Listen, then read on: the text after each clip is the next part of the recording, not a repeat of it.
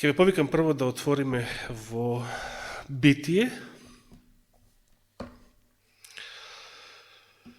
или Создавање или прва книга Мојсеева, 41 глава. 41 глава, 46 стих. Јосиф, еден од 12 синови на Израел, новото име на патриархот Јаков, беше како момче од 17 тука некаде години, продаден во робство. Од кого? Од своите браќа. И знаете како понатаму напредуваше во домот на Петефри, чиновникот на фараонот, во домот, потоа во затвор, заради неговата верност кон Бога, и преку затворот стигна до позиција да биде втор човек во Египетското царство, после фараонот. И стана премиер. Значи, првиот министер на фараонот. На која годишна возраст? 46 стих. И за Јосиф вели, а Јосиф имаше 30 години кога се представи пред фараонот, царот египетски. И како што прашав минатата сабота, дали се ова случајни податоци, ако Библијата ги споменува? Значи, зашто Библијата споменува на која возраст Јосиф станал премиер на Египет? Втор човек во целото царство, веднаш после фараонот. Дали е случајно? Што и ова е споменато, дека Јосиф имаше 30 години. Јосиф е предслика на Исуса во многу што и продаден од своите браќа, како Исус предаден од својот народ. И по ова 30 годишна возраст, кога стапува во служба, и по многу што друго од неговата историја, Јосиф е предслика, наликува на Месија. Иако сега нема да зборувам за него, но размислувајте, зошто Јосиф, зошто е споменато дека тогаш, кога практично дошол на власт, прв министер на фараонот, е запишано дека имал 30 години. Значи, зборувавме дека свештениците во Мојсеевиот закон можеле да стапат во активна служба откако ќе наполнат 30 години и активна служба до 50 годишна возраст. Зборувавме за Христа околу неговиот роден ден. Лука споменува дека ја започнал својата служба на околу 30 годишна возраст и докажавме 30 наполнил на есен, некаде крај на септември, и самата служба, иако можел да ја започне, сигурно ја започнал 2 или 3 месеци подоцна, важно возраста беше битна. Службената, официјалната возраст за стапување во служба. Дали по нешто друго е битна возраста од 30 години? Или зошто е толку битна? Зошто Господ ја одбрал таа возраст? Затоа што тоа е возраста на која што сите спасени до века во вечноста ќе се наоѓате сите ќе бидеме како 30 годишни повторно. Сите спасени, сите бесмртни, сите вечни ќе бидеме на таа возраст. Сакате? Како да не? Ние што сме сега сите постари од таа возраст, секако би сакале. Нека Господ ве благослови да сите го доживееме и тоа искуство, кога ќе се соединиме и со сестра Мимица на 30 годишна возраст и со сите наши други мили и драги и сите господови чеда кои што порано го напуштија овој свет, без оглед на која возраст. Оние што се помали, како витлеемските бебиња и други деца што починаа на помала возраст, тие ќе растат во Новиот Ерусалим. До која? Значи, не е сега не е тоа хронологија сега, да се бројат години, туку ќе додека достигнат таква телесна физичка возраст, која што ќе одговара, така да речеме, на таа 30 годишна. И Адам кога бил создаден и Ева се верува дека по изглед, иако кога биле создадени, може би не биле постоеле само неколку часа, сепак по изглед изгледале како да се 30 годишна возраст. И дури со падот во грев почнале да стареат. Но тоа беше многу бавно старење, за разлика од ова нашето. Со стотици години, со векови, многу побавно старење. Како и да е, само со Христа и мисијата што тој ја извршил, спасоносната, успешна мисија што тој ја извршил помеѓу 30 и 33 годишна возраст, можеме сите да се спасиме и да ја живееме таа вечна младост и бесмртност во Неговото царство. Би сакал да продолжам со зборови од Новиот Завет за оваа тема која што ја насловив како Христовата власт. Кога Јосиф стапил во служба на 30 години, тој дошол на власт, реков, може така да се рече. Дошол на власт. Имал Јосиф власт тогаш? И тоа како?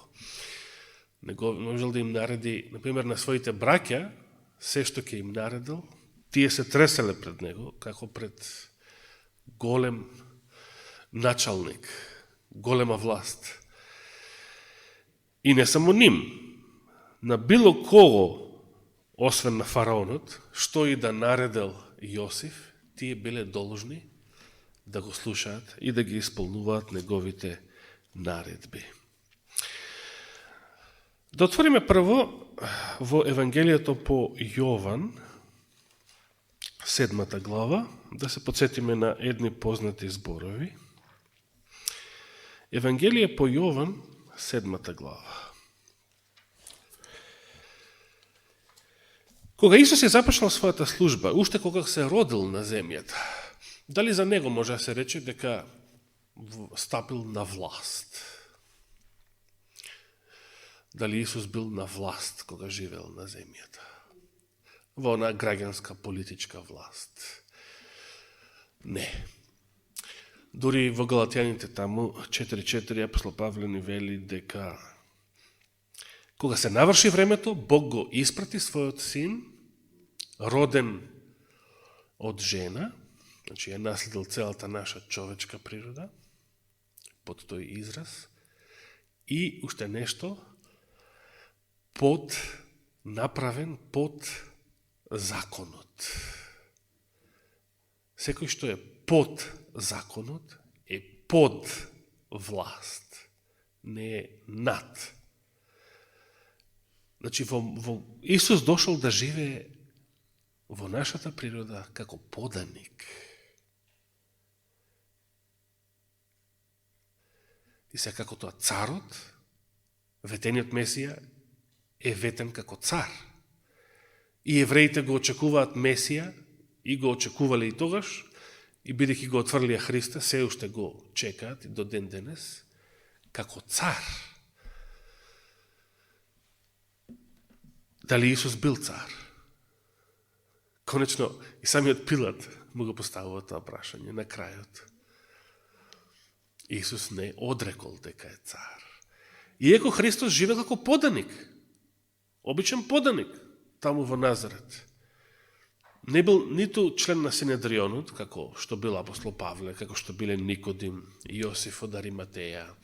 Значи, тие имали некаква власт, некаква обштествена позиција. Божиот син дошол да живее не само како човек, како смртник во нашето смртно тело, туку како поданик, значи припадник на, како сакате, работничка класа. Човек од народот. А сепак бил цар. Сепак Христос со почетокот на својата служба стекнал голема власт. Ама тоа не е политичка власт.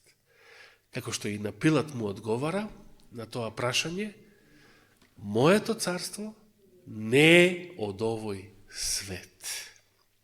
Значи не е како вашите царства, како вашата власт. Во што се состоела Христовата власт? Значи Јован 7 глава,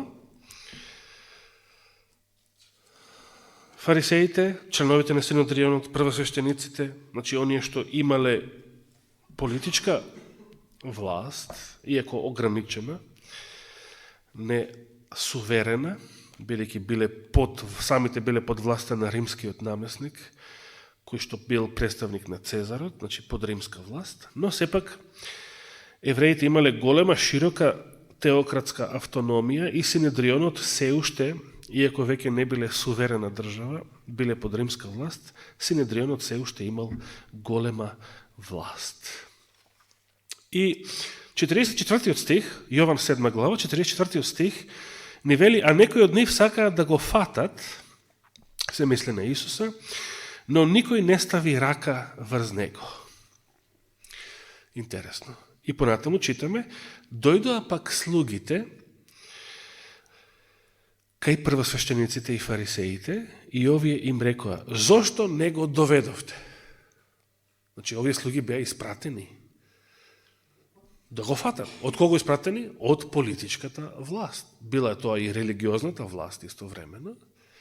Значи, тоа е како да замислите сега, место да има вакви секуларни премиери, министри, владини и така натаму, замислите, значи, архиепископот на МПЦ, тој да биде истовремено и премиер, да има и политичка власт, и синодот, сите тие да бидат министри. Нешто такво било, да, нешто така било, таква била власта, нешто така слично било во тогашниот Израел. Затоа што првосвештеникот бил начело на Синедрионот. И Синедрионот ја имал највисоката власт помеѓу евреите. За целиот Израел и дури секаде каде што имало еврејски заедници во диаспората. Биле испратени да го уапсат Исуса. И овие се вратија празни и на прашањето зошто не го доведовте, што одговорија слугите? Никогаш човек не говорел така како овој човек. Зошто не го доведоа Исуса? Зошто не го уапсија Исуса?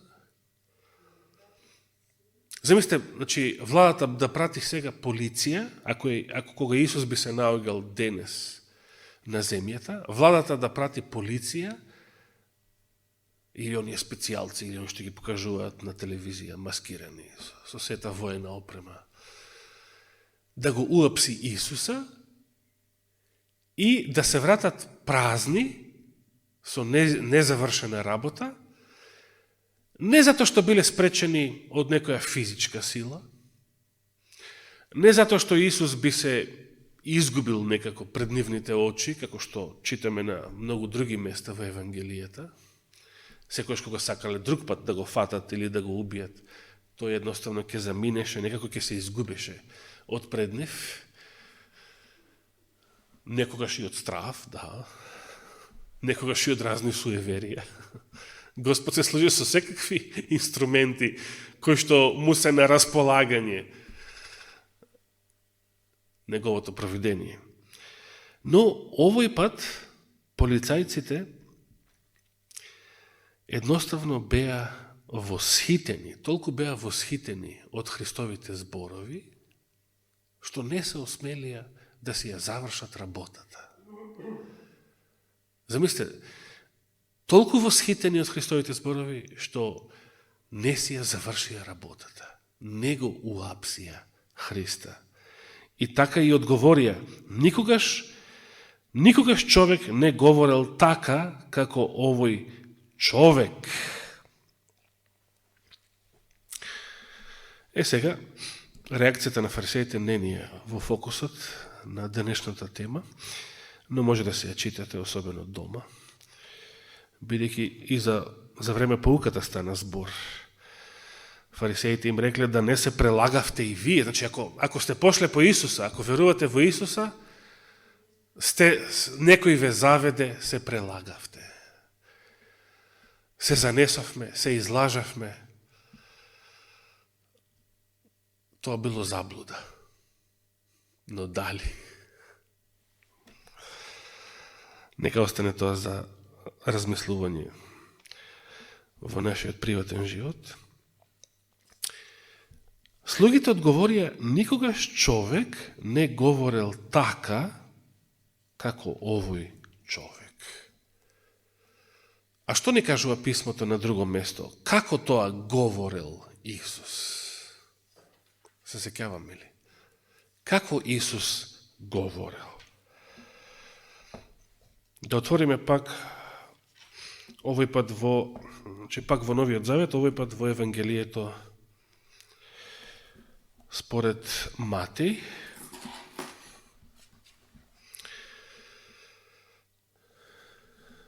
Во Матеј 7 глава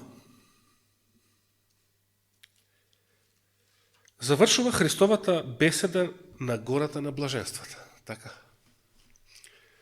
И Матеј посветил тука толку долг текст, веројатно целиот Христов говор на гората, што го наоѓаме почнувајќи од 5 глава, па цела 6, цела 5, цела 6 и речи си цела 7 глава.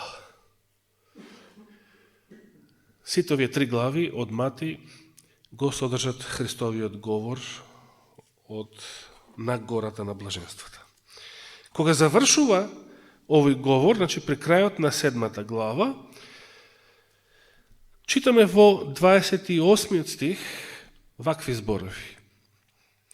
И кога ги заврши овие зборови, народот се чудеше на неговото учење. Зошто? 29-тиот, зашто тој ги поучуваше како оној кој има власт, а не како книжниците. Еве доаѓаме до Христовата власт, која што не е од овој свет, не е политичка по карактер, но сепак е власт. Дали можеме, бидејќи ние не сме биле сведоци на Христовите зборови, ние не сме го слушале Христа, како проповеда, како го поучувал народот.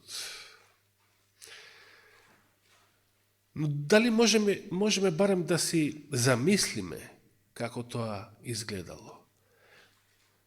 Народот што го слушал, обичниот, простиот народ, работничката класа, направил голема, дебела разлика помеѓу Христовите зборови, Христовите беседи, проповеди, од една страна, и книжниците. Знаете што значи зборот книжниците? Значи, денес преведено, книжниците биле она што денес се нарекува доктор, професор, по наука, конкретно по теологија. Значи, авторитет.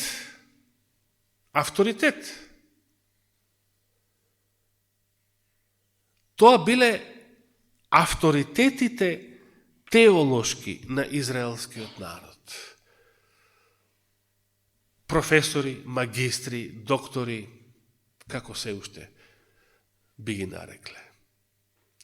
И како се уште се нарекуваат, како се не се нарекуваат во овој свет.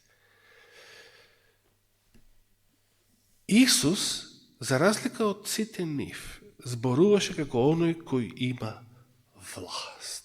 Сакаме ова да го разбереме. Која е таа разлика? Дали ова што ја ви го зборувам денес и било кога од минатиот век, од првата проповед, дали јас ви изгледам како некој што има власт кога ова го зборувам? Не. И јас се сложувам дека е така. Нема што извини. Нема што извини, така е. И истото се однесува за сите други проповедници, пастори, без оглед на титули, на степен на образование и така натаму. Сите тие сме во еден кош, на една страна, во споредба со Исуса, за кого народот почувствувал, сватил, доживел, се убедил, дека тоа што го поучуваше како оној кој има власт, а не како теолозите, не како учителите, книжниците, свештениците, првосвештениците, епископите. Било кого да ставите тука наместо книжниците е исто. Која е таа власт? Што е тоа што го разликувало Исуса од сите нас други, како проповедници, беседници, теолози и така натаму, книжевници? Која е таа власт? Што можеме да прочитаме нешто на таа тема од Христовиот живот забележен во Евангелијата? Веднаш, 8 глава, следната, значи, во Матеј,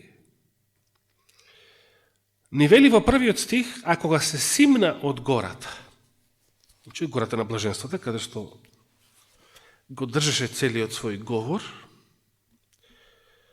а кога се симна од гората, по него врвеше многу народ.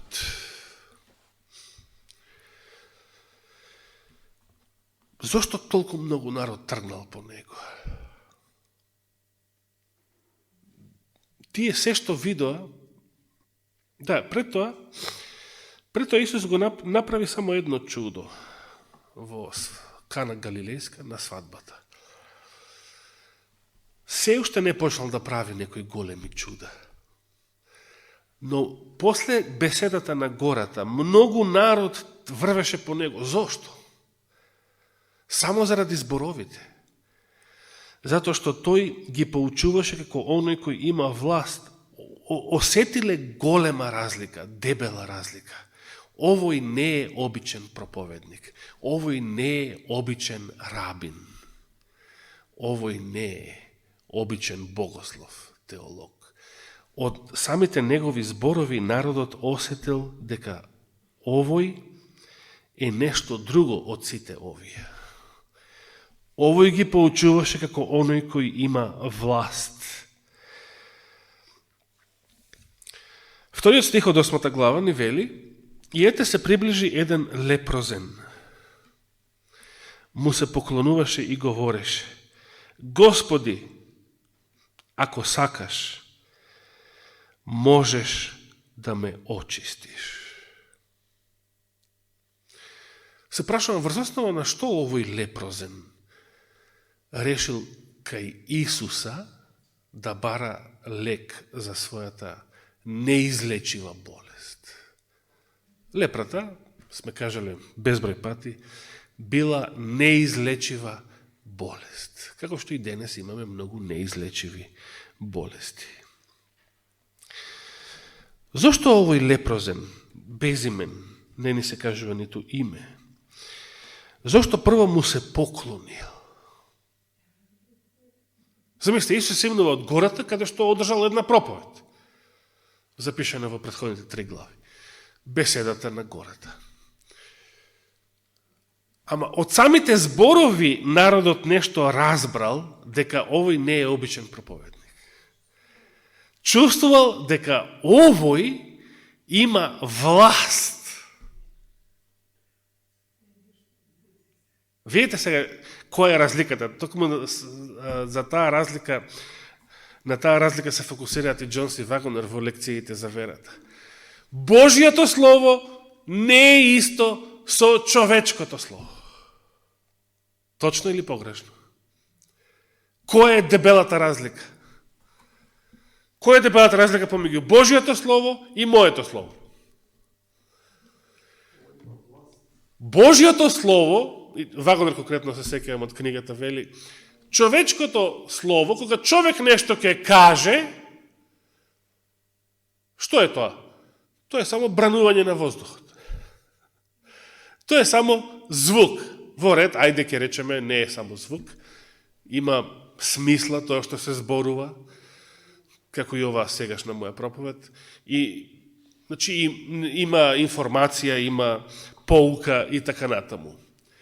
Но, која е разликата со Божјото Слово? Кога Бог зборува, што се случува? Бог рече и бидна. Бог рече, заповеда и се создаде.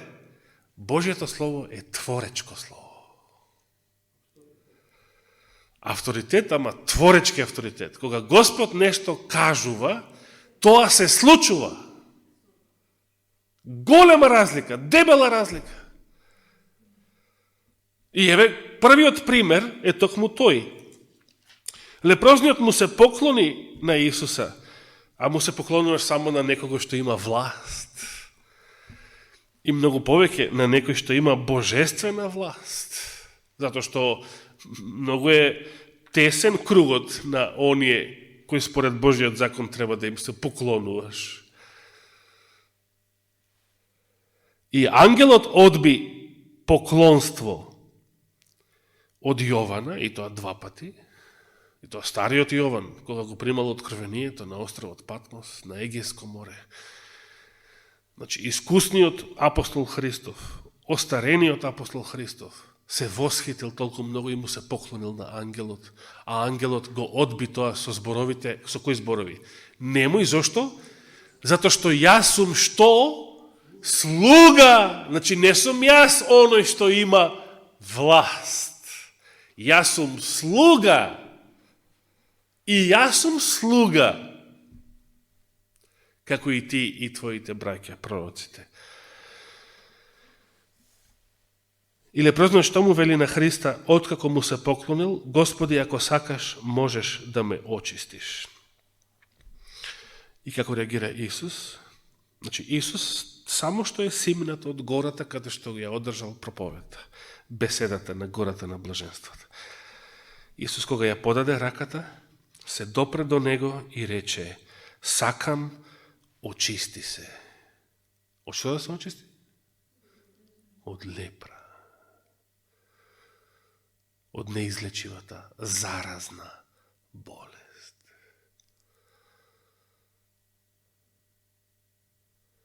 Се прашувам, зашто денес нема лепра? Има лепра денес? Во некои земји уште има, да? Да беше место COVID, да беше лепра. Замислете, да беше лепра место COVID. Дали ќе им беше тешко на властите да не убедуваат, да, вакцинирајте се, не, тоа општо немаше. Колку ќе гргнеше 10 пати, 100 пати поише народ, самиот ќе се пријавуваше за вакцина. Лепрата беше не само неизлечива, туку заразна болест. Лепрозниот, според Стариот Завет, според Мојсеевиот закон, требало да живее надвор, одвоено од општеството. Значи, овој лепрозен, кога му се приближил на Исуса, а околу Исуса море народ, тој ги погазил и ги прекршил сите карантински правила, што самиот Господ ги наредил во Мојсеевиот закон. Требало да живее надвор од општеството, одвоен од општеството, и кога ќе видел некој здрав човек случајно да се приближува на кај него, може би така го однел патот или залутал, лепрозниот исто така според законот бил должен да предупредува, оддалеку да вика нечист, нечист. Замислете.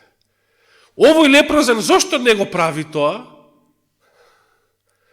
Не само што не е иставен далеку од народот, туку се приближува на Исуса, значи се приближува до народот, бидејќи околу Исуса врвеше многу народ, читавме во првиот стих, ги показа сите карантински правила, му се поклони и побара: Господи, ако сакаш, можеш да ме очистиш.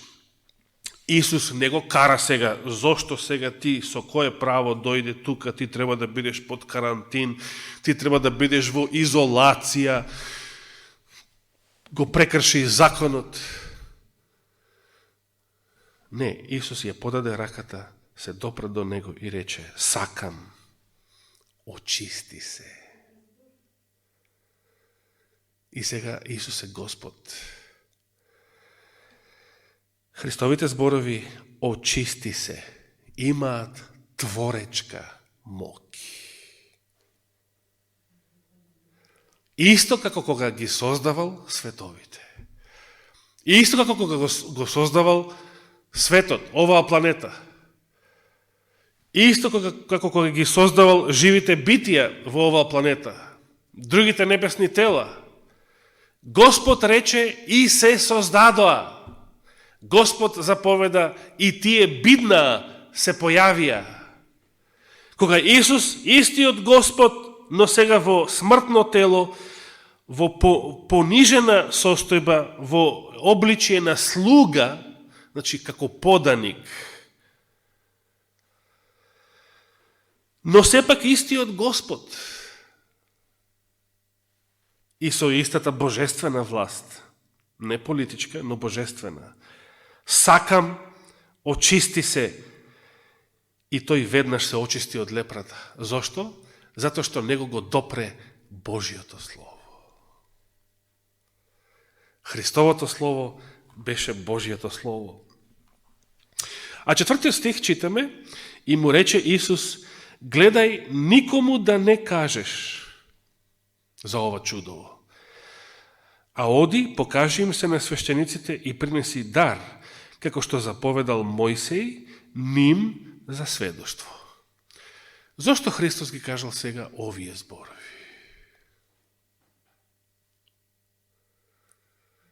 Прво, зошто никому да не разгласува дека бил исцелен од заразна, неизлечива болест. Буквално вратен, исто како да е вратен од смртта.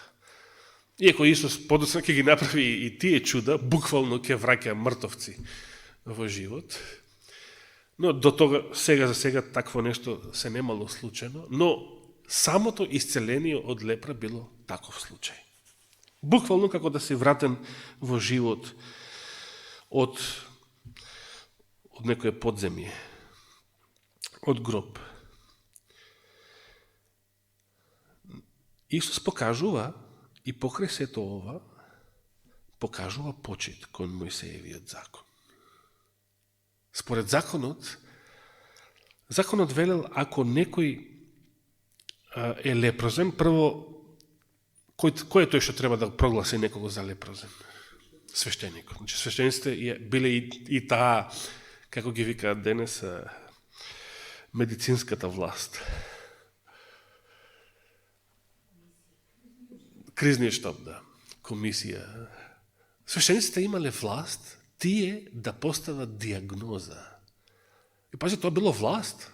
Значи сега, ако сум ја свештеник и ја имав таа власт, пример, не ми се свигаш ти, и можев да те прогласам за нечист. И да наредам да те однесат у некој карантин. Значи, замислите како некој свештеник можел да ја злоупотреби на таков начин таа власт. Иако сега не читаме конкретно за такви случаи. Но законот велел, ако некој се очисти од лепрата, колку и да е тоа сега фантазија, кој воопшто се можел да се очисти од лепра, тој исто така требало да отиде каде? Лепрозниот што мисли еден ден се разбудил и се чуди, гледа дека повеќе не е болен и нема лепра, тој требало да отиде каде? Повторно кај свештениците, според Мојсеевиот закон. И тие да го прегледаат, и тогаш тие да кажат, тие овластено, службено, официјално да го прогласат крајот на неговиот карантин, крајот на неговата болест, да го прогласат за оздравен и очистен. Значи, тоа требало да биде службено направено. И сето тоа било потребно да се пропрати со дар, како жртва благодарница, како што заповедал Мојсей, рече Исус, ним за самите свештеници. Што ќе се случило ако лепрозниот го трубел пред да ја направи ова легална процедура? Ако го трубел чудото што Христос го исцелил од лепра, што ќе се случило? Тогаш свештениците ќе слушнале, неофицијално така, од гласините што се шират, дека Исус го направил ова чудо и можеле да речат, бидејќи Исус не ни се свиѓа, нема да го прогласиме исцелениот за очистен. Нема да ставиме крај на неговата изолација. Нема да го прогласиме за оздравен.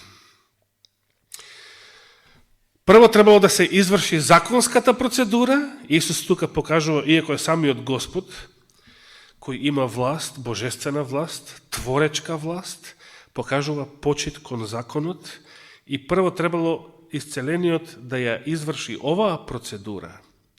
И откако ќе ја изврши, откако самите свештеници ќе го прогласат за чист, тогаш кога ќе се чуе отпосле кој е тој што го направил овега чист, тоа за самите свештеници ќе им биде сведоштво. Зашто? За Христовата божествена сила. За Христовото божество, за Христовото месијанство, за Христовата власт. Што читаме понатаму? Во 5 стих, ако ga влезе Исус во Капернаум, се приближи до него еден стотник. Што значи римски офицер над 100 души, нека биде поручник, ајде по наше. Бидејќи кога се употребува зборот капетан, се мисли на над 1000 души, значи поголем, офицерот повисок чин. Стотников, значи римски офицер, непријател, окупатор на Божиот народ, во самата синагога, не се кажа синагога, но Капернаум, значи во градот, се приближи до него еден стотник и го молеше говорејќи: Господи, слугата мој лежи дома фатен и многу страда. Што му вели Исус? Ке дојдам и ке го излекувам. Така? Но, што се случува? А стотникот одговори и рече: Господи,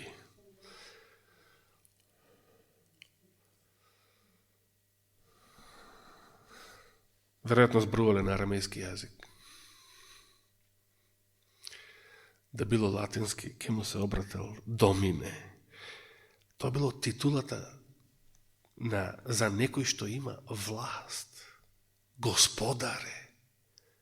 Пазите, офицер на окупаторската војска, на еден столар од Назарет, му се обраќа: Господи, Господаре.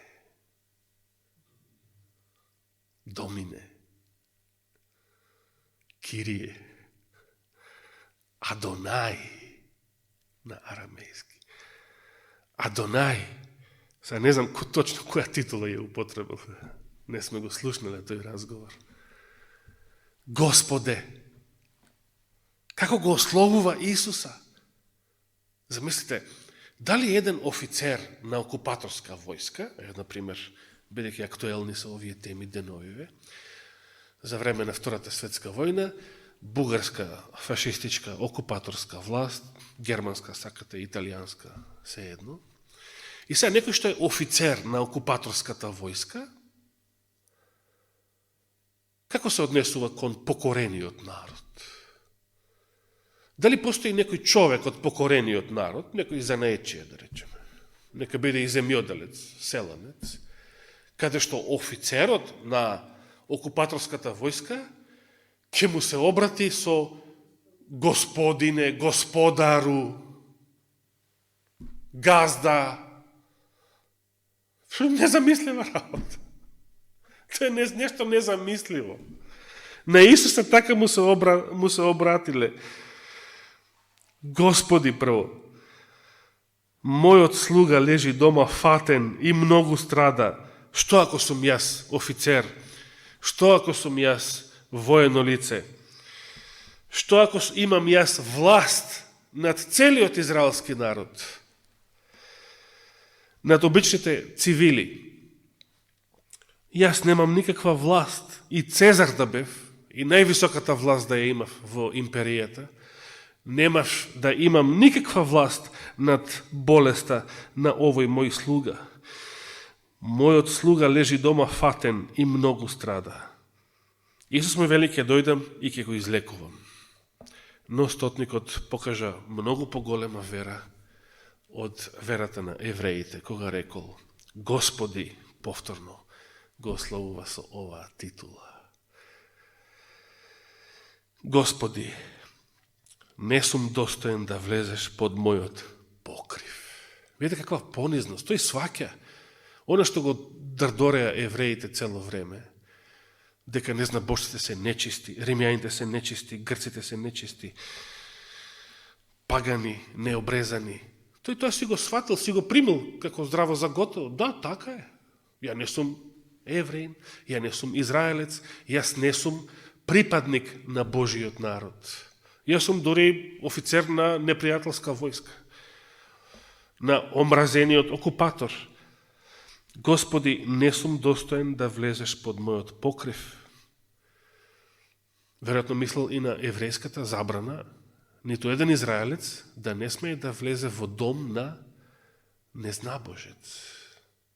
Зошто? Бидејќи ако влезеш во домот на незнабожец, самиот ќе се оскверниш, ќе се извалкаш. Дори и пред Пилат кој што бил многу повисока позиција од овој стотник, кој што бил најголемата римска власт за Јудеја, за таа провинција, евреите не сакале да влезат ниту во дворот негов. Стоеле од надвор и целото судење Христово се одвивало надвор и Пилат на големата тераса, балкон да речеме, и народот таму надвор подалеку и све со викање. Овој стотник тоа си го сватил здраво за готово. Да, јас сум незнабожец, јас сум римјанин, јас сум незнабожец за овој народ. Јас не сум израелец, јас не сум обрезан. Немам право да барам некој израелец, а Исус бил тоа, да влезе во мојот дом, под мојот покрив. Но кажи само збор и слугата мој ќе оздрави.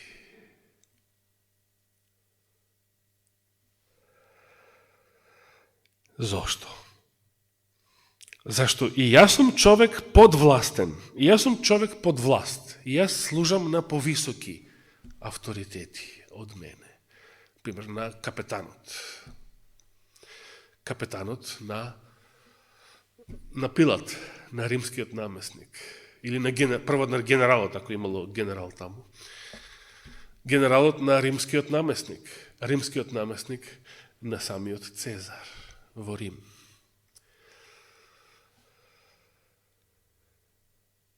И јас сум човек подвластен, а и јас имам починети војници.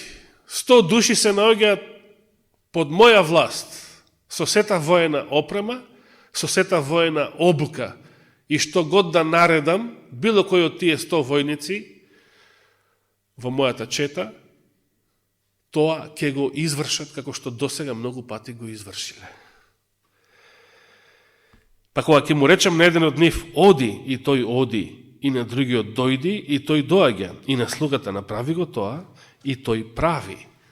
Значи, овој стотник сваќа дека како што тој има власт над многу други души, било да е тоа воена, било да е тоа класна власт, бидејќи се работи за слуги што ги имал во својот дом, значи робови.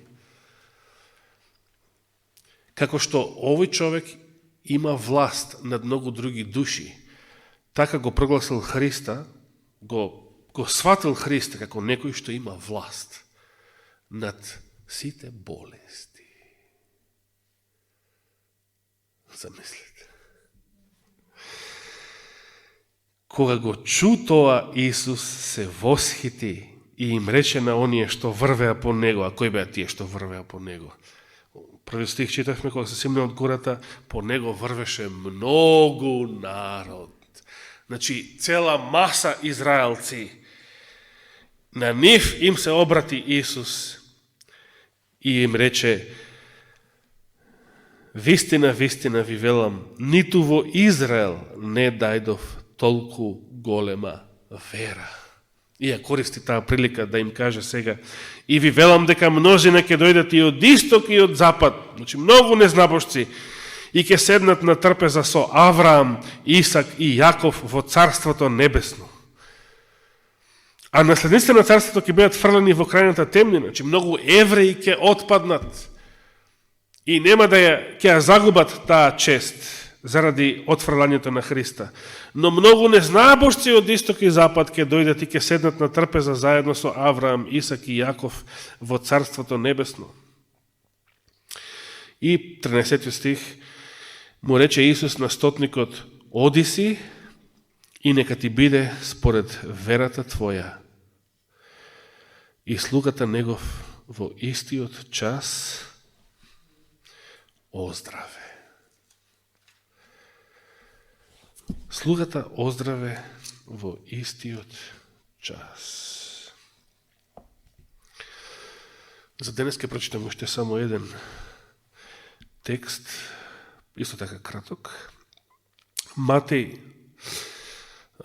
се уште се наоѓаме во 8 глава, која што е многу долга, мислам не долга како што се подолги некои други, но сепак соопштува многу случаи на исцеление Христови, дури и овие бесните гадаринци обседнати со демони, кои што живееа по гробиштата, но нив нема да ги читаме. Пред тоа, кога влезе Исус во коработ, 23 стих, по него влегува и учениците негови. И ете голема бура го зафати морето, така што брановите го покриваа коработ, а тој спиеше. Тогаш се приближи учениците до него, го разбудија и рекоа: Господи, спаси не, загинуваме. А тој им рече: зошто се толку плашливи, маловерни? Потоа стана, им се закани на ветровите и на морето и настана голема тишина. И 27 стих: а луѓето се зачудија и рекоа: кој е овој? Та и ветровите и морето му се покоруваат. Да бил на Христово место римскиот Цезар, највисоката власт во империјата. Дали тој ќе можел да ги скроти морето и ветровите? Да беше Владимир Путин на коработ, дали тој ќе можеше да ги скроти морето и ветровите? Ама пазите, Путин има огромна власт, земете само моките на целата руска армија. Но дали ќе можеше да ги скроти морето и ветровите? Не. Било која човечка власт да беше таму, дали ќе можеше да ги скроти морето и ветровите. Сите теолози и проповедници да беа таму, дали ќе може да ги скротат морето и ветровите. Кој е овој, се прашуваа, кој е овој што има власт и над морето и над ветровите? Кој е оној што дури и сите овие природни стихии му се покоруваат? Истиот извештај во Марко 1 глава, 27 стих, кога Исус исцели еден обседнат со демон, со нечист дух, кој што ја прекина службата во синагогата. Исус му заповеда на нечистиот дух, Марко 1 глава 25 стих, велики молкни и излези од него. 26-тиот, тогаш го стресе нечистиот дух, па извика со силен глас и излезе од него. И сега 27-тиот вели, и сите се стресоа од ужас, така што еден со друг се прашува и велеа, што е ова? Ново учење со власт. Видите исто тоа. Христовото учење било ново учење. Но зашто било ново? Зашто луѓето, народот, слушателите го доживеа како ново? Затоа што било проследено, проткаено со власт. Тој и на нечистите духови им заповеда. И тие му се покоруваат. И тие му се покоруваат. Излишно е да го поставиме сега истото прашање. Ако беа цареви, кралеви, генерали, премиери, председатели, теолози, свештеници, првосвештеници, дали ќе можеа да го исцелат?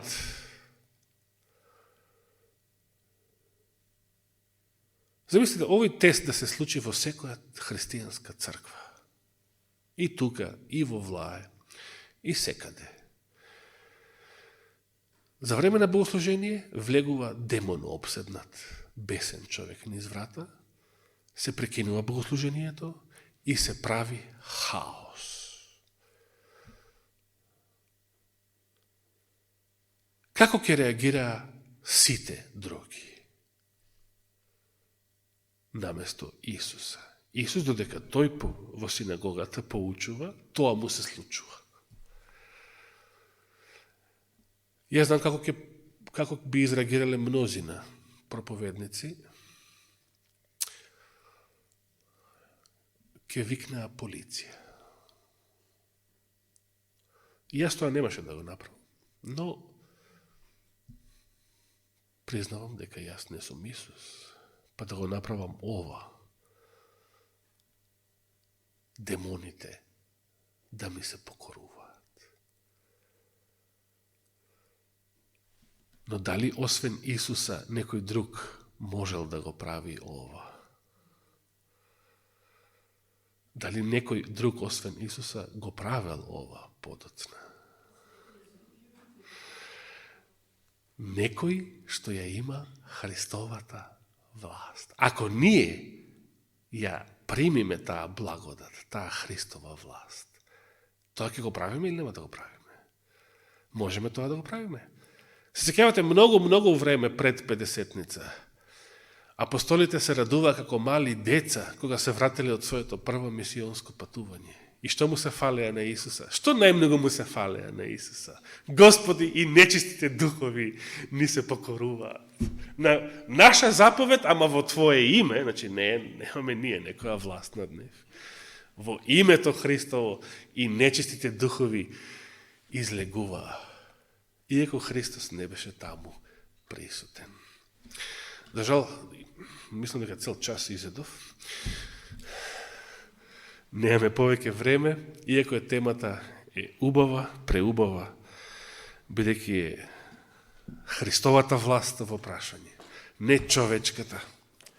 Не човечкиот авторитет, духовен или политички, сеедно. Христовата власт, која што прави чуда, која што ги создала световите и која што не спасува од смрт, во живот вечен. Нека му е фала и слава вечно. Амин. Оче наш, ти благодариме што можеме така да ти се обратиме. И покрај сета наша грешност, смртност, извалканост, и покрај сета наша недостојност. Господи, признаваме и ние дека сме нечисти и затоа те молиме, очисти не по Словото Твое.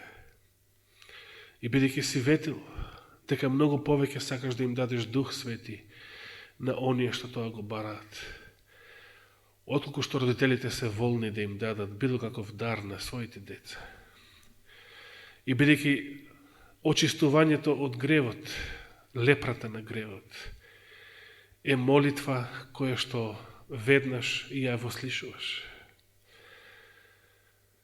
Зато и веруваме, Господи, дека силата на исцелението е веќе испратена од Твојот престол. И само со вера треба да ја примиме и да живееме по неја. Ти благодариме, Господи, за сиот тој дар, за секој добар дар што сме го примиле од Тебе целиот живот. Сета Твоја добрина, љубов, утеха, надеж, сето оно што представува котва за нашата душа во овој немерен океан, особено во овие тешки, соблазнителни и мачни последни денови од овој свет. Те молиме, води не во Твојот мир и во текот на остатокот од саботниот ден, ова попладне, и во текот на следната седмица. Ти благодариме за исцелението што ги изврши и за брат Крсте. Ти благодариме што и даде силна вера и надеж и исцеление од душевниот очај и на сестра Асенета, зашто те молевме порано. Ти благодариме за многу други вослишени молитви, кои што не можам во моментов да се сетам. Ти благодариме, Господи, во Христово име. Амин.